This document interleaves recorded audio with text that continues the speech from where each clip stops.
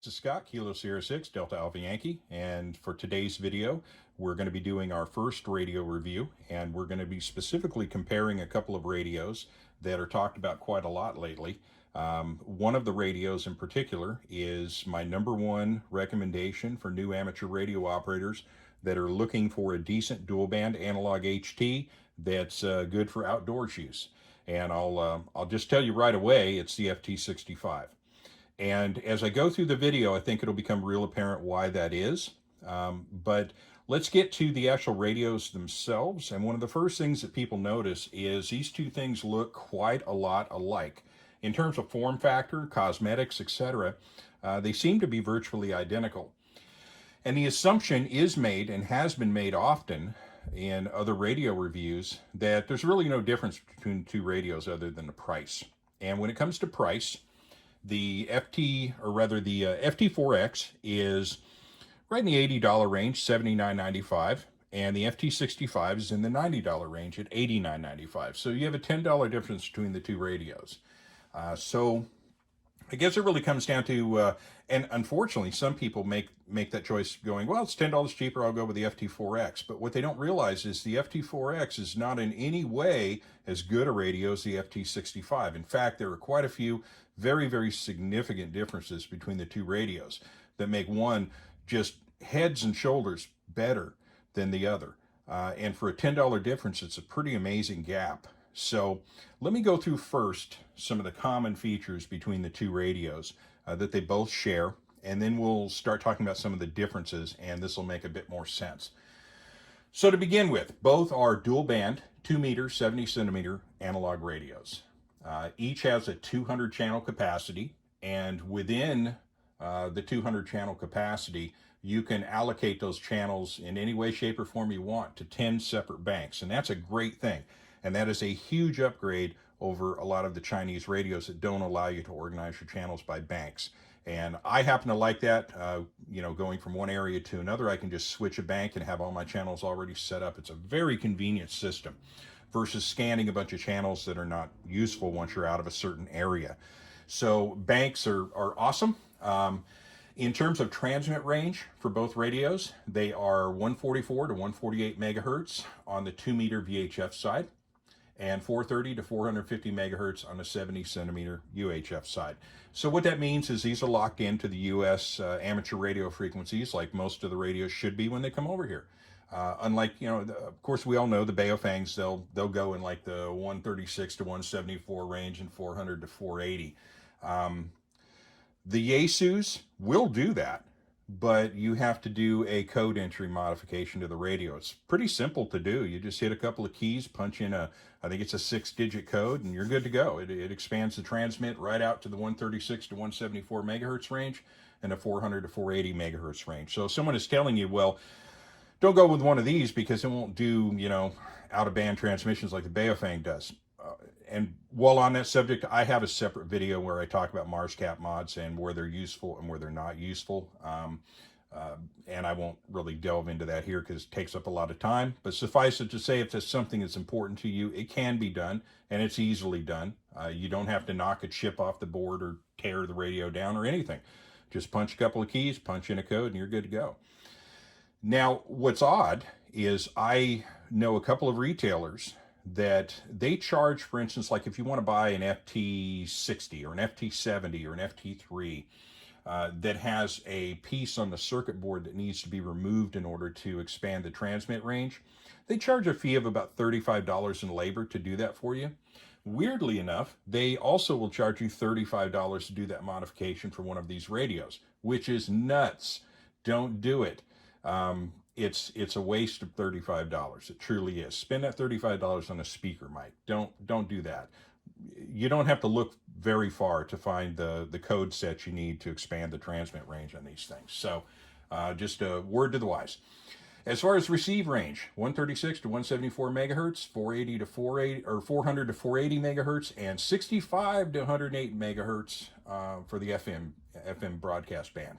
So all the same common stuff that others will do. It won't do things like the FT-60 does, such as airband, and so it is it is diminished quite a bit in terms of that, but it's no better or worse than a lot of other comparable radios under $100. So the receiver type is a direct conversion receiver. I've talked a couple of times or alluded a couple of times in different videos about the differences in the two types of receivers that you run into on these HTs. Direct conversion with certain filtering can result in a decent receiver.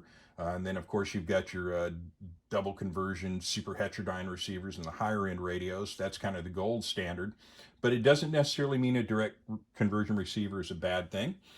In my experience with both of these radios, the receive capability is excellent, far better, in fact, than any of the other Chinese radios I own. So that's not an issue.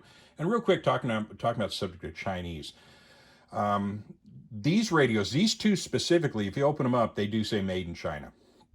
And I have heard people say, well, they're made in the same factory that Baofangs are made in, and it's just a Baofang that's been rebadged. That is nonsense. I almost said a bad word there. Yeah, that is absolute hogwash. They're not. Just because it's made in China doesn't mean it's a Baofang. There's a lot of things that are made in China that aren't Baofangs, boats and horse saddles and all kinds of stuff. So just because something is made there doesn't mean it's a Baofang. But the good news is, if you buy one of these now, you open it up, it says made in Japan. So if that's important to you, go for it. And I know in this day and age why that might be. So we won't get into that, but I'm with you on that one. So other common features between the radios: output wattage, pretty standard, 5 watts on high, 2.5 on medium, and 0.5 watts on low. Both of them do that, and they're pretty darn accurate. I've tested the transmit voltage on both of these radios, and it's good to go. Unlike some other cheaper radios where it's dubious at best, and oftentimes they make claims that the radios won't fulfill. These are pretty solid. You're gonna get the stated wattage. The speaker wattage, 1 watt. It's got both of these radios have really decent speakers, nice and loud. In fact, they just absolutely blow away their super expensive brother, the FT3DR. And the speaker's better, by the way, than the one in the FT70 as well. So pretty good, loud, clear speaker. The antenna is an interesting departure from typical Yaesu antennas. This is the factory antenna for the FT-65 and FT-4X. It's a big old beefy monster, very thick. It's not a very good antenna. I'm going to tell you that right now.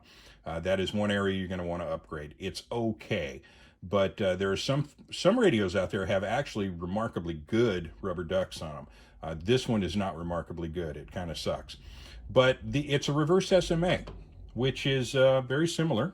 And here I'll pop an antenna off of a UV5R. If you have antennas for UV5Rs or other Chinese radios, they will do the same thing. It is not an upgrade in terms of performance. The typical Yaesu method is actually the preferred, in my estimation, the preferred format. And that has to do with the center conductor pin on the socket. If you put the antenna on wrong, you botch that, and you bend that center conductor over, you got to tear this radio apart and replace that part. And that's a real pain. You botch it on an antenna where the center conductor pin is within the antenna, at worst you're out an antenna. So it's not the best, but I think they were thinking in terms of people upgrading from Baofangs and other Chinese radios and being able to use some of their accessories. And that brings us to another weird departure that Yaesu made. So you're thinking, okay, well, I can use my Baofang antennas. You pop the speaker mic cover open and you go, oh, and by the way, that's an excellent speaker mic cover. It folds out of the way nicely, so it goes in and out of a pouch pretty good. I really can't stand these manufacturers that make these tabs that when you put a speaker mic in, you get this big piece of rubber sticking off the side. That doesn't make any sense at all. So there's a decent level of engineering here and thought put into this little door, which I kind of appreciate. But you see, that looks kind of like that might be a K plug. That might be a plug where you can use a speaker mic from a Baofang. No, you can't. This is a proprietary plug set that no one else apparently uses. For some reason, Yaesu decided to come up with just some. And look, this is kind of I'm going to do a separate video on Yaesu's Department of Wacky Ideas. But something you're going to need to accustom yourself to if you're going to be doing anything with Yaesu radios going forward is you were often going to be asking yourself, why did they do that? That's pretty common with Yaesu. Yaesu does some really oddball stuff sometimes that just makes no damn sense. They make great gear, but some of the things they do, and wait till you get my review on the FT-70. when I start talking about the programming sequence on that, that is insane what they make you do. But the good news is, I guess, the speaker mic for this is going to be the SSM-17 Bravo. It's identical in terms of the SSM-17 Alpha, which is the new speaker mic for the FT-60, the FT-70, the FT-3. It's a good speaker mic. It's a little bigger than that old one was. The clip is pretty good. Of course, it has the plug set for this radio. It's not terribly expensive. I think you can get these if you shop around. You can get them for around $30. So it's not a bad thing. But just know if you're upgrading from another radio, you are going to have to buy another speaker mic. That's just something to keep in mind. But you may be able to use your antennas. So 6 of one, half a dozen of another. Now, getting back to the rest of it, let's see if there's any. I think that's all of the common features. So let me start talking about the departures, and I'll work backwards. One is heavier than the other, but it's only by half an ounce. The 65 weighs 9.17 ounces. The FT-4X, 8.82 ounces. Okay. Now we start getting into things that really impact performance, because the weight isn't a thing. I can't really tell by feel even the difference between these two radios. But the first big departure is the case size. The 4X is smaller. Now what that means is every time you downscale a radio in terms of size, you're going to be physically limited by the amount of battery you can put on board. So right away, the FT-65 is an upgrade because it comes stock with a 1,950 milliamp lithium-ion battery, standard. You also have the ability to upgrade to a larger 2,500 milliamp lithium-ion battery. So that's an interesting upgrade. The FT-4X, because it's smaller and the battery is physically smaller, 1,750 milliamp lithium-ion standard. There is no optional high-cap battery for it. So now the FT-65 is starting to look a little bit better. Another factor relating to physical size is going to be your programmable keys. The FT-65 features 4 programmable keys that allow you to program that key to do a single touch function and make something happen on the radio. The FT-4X only has 2 keys, so there's an upgrade. Now we come to a really interesting difference, and that's something at first I really couldn't figure out why they did it. But let's light these up a little bit. And do you see the difference between the screens? One's a nice LCD and the other one's kind of a cheaper looking dot matrix display.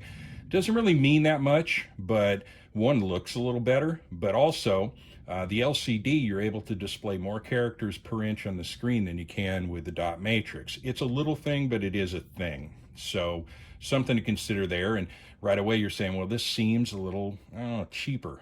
Well, because it is. And there's a reason for that. I'll get to that in the end of the video. But that's that. Now, moving on to some of the bigger differences.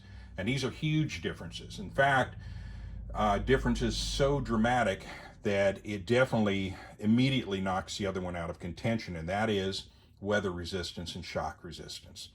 I discussed it in the video that I did discussing how I was going to be reviewing radios, but ruggedness is at the top of the list. Before I'm going to consider a radio for any kind of outdoor or serious use, that radio must have some form of rated weather protection. I don't want to go off of, well, I saw a video where a guy froze one in a block of ice and thawed it out and ran it over with an ATV and shot it with a shotgun. Great, that's fantastic. I want an actual test. I want somebody to say this radio is warranted to resist the following. So the FT-65 is Ip54 rated. And what that means is that's direct water spray, so for a sustained period of time. And what that means is if you take the FT-65 out in the rain, you're not going to brick the radio, okay? You've got a greater chance of surviving the event and getting back from the trip. Obviously, you're not going to submerge the thing, but it can be out in the rain and you're not going to have to worry about water intrusion. And if you're out in the desert or a dusty environment, it's also rated against dust intrusion as well. So that's a huge upgrade. Then furthermore, they went with a MIL 18 Charlie Delta and Echo standard, which is shock resistance. So it means that this thing is rated that if it falls onto a hard surface from a specified height, it's not going to sustain any damage. So that's another great plus. The FT-4X has none of those things. None.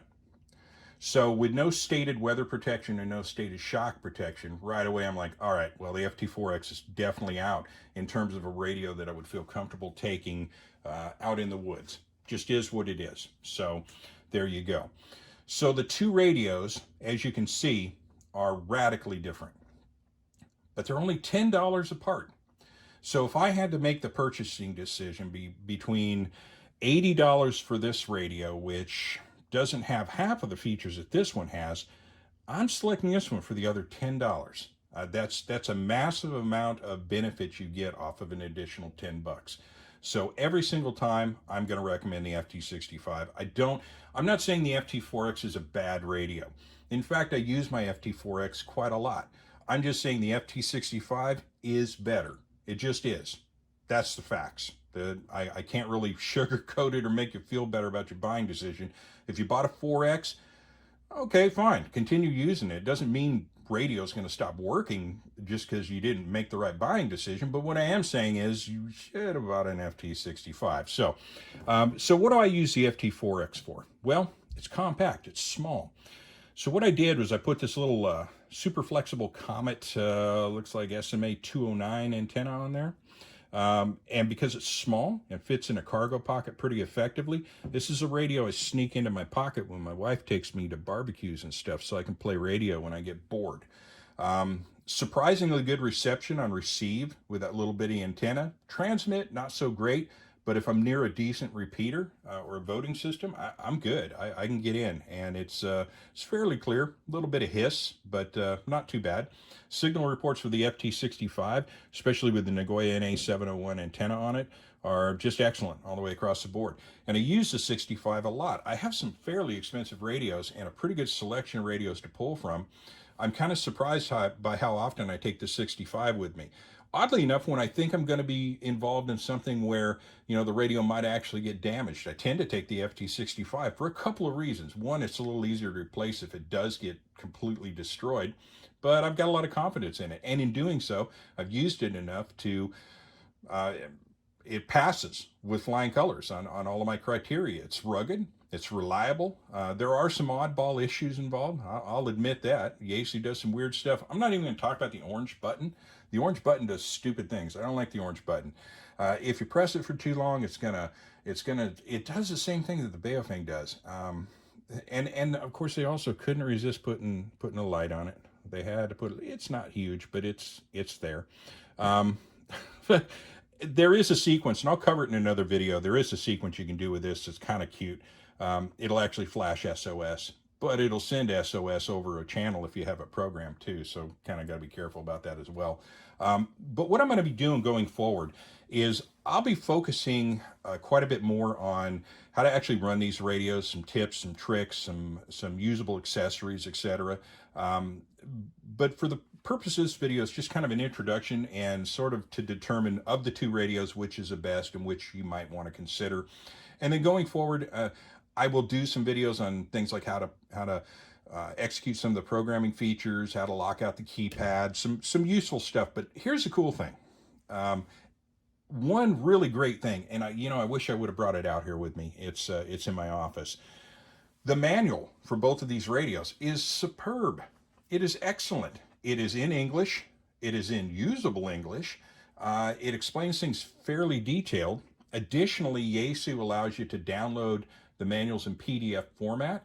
So I have those on my iPhone, and I have those on my computer, and I have those on the little tablet that I keep in my IMCOM bag so that I always have my manual, and it's pretty easy to suss out what you need to do. It's not a difficult radio to use. It's very user-friendly. The menu system is pretty easy to get through. It's not, I've never run into any particular problems. The switching the bands is not as terrific as I would like, but it's not that difficult. Switching a band is actually not that bad. You just hold the band key down, and then you use your up-down key. We'll go to no bank, and then just hit VM, and you're on. You're out of bank. Now I'm just in regular channel territory on channel 97. So it's fairly quick. The one downside I would have to say on this radio, it's not a deal breaker, but it's something I don't like, is that in order to change channels, you have to use the up-down key. I'm not a fan of that, but I can live with it. So that's about it then for the FT-65 and FT-4X. Look for some more videos to come out where I cover some of those features that I talked about. But again, between the two, yeah, and one last thing too, real quick on the term of Baofeng killer. The FT-4X is not that. I think the FT-4X was meant to be, because I talked a little bit about that price difference of 10 bucks. I honestly think and suspect that with the FT-4X, they didn't think it was going to come out to $79. I think they thought it was going to be more like 59 bucks, and that it would be just enough to get people off the dime of buying a Baofeng and going with that instead. And I think what happened was it ended up costing more than they expected, and I got stuck with two radios that were only $10 apart. I think that's the whole reason why the FT-4X exists. And to be completely honest with you, the real Baofeng killer is right here. And right here. And I may talk about those two radios right there. But in terms of killing a Baofeng, these will do it. They're within a couple of dollars of retail price. And what's interesting is they sit in a pocket right between the UV5R and these radios. 200 channels, a few similar features with the 65, even almost the same size. Much better build quality. In fact, I am going to do a video on these because some people, again, no matter how much I suggest, hey, you need to upgrade and spend X amount of dollars, they're still going to want to buy something that's less than 50 bucks. And that's fine. And there's some people that because of their financial situation, that's all they have. So why not get the best radio you possibly can for less than 50 bucks? So there's a teaser then for you. My next video is going to be comparing these three radios right here. And then we'll get on to the expensive, really super cool stuff. But with that, looks like we've gone on far enough. It's about 21 minutes. So I'm going to bring this to a close. And I'm going to say thank you very much for listening. This is Kilo Sierra 6, Delta Alpha Yankee, Scott in Southwest Visalia, 73s, and thank you. Have a great day.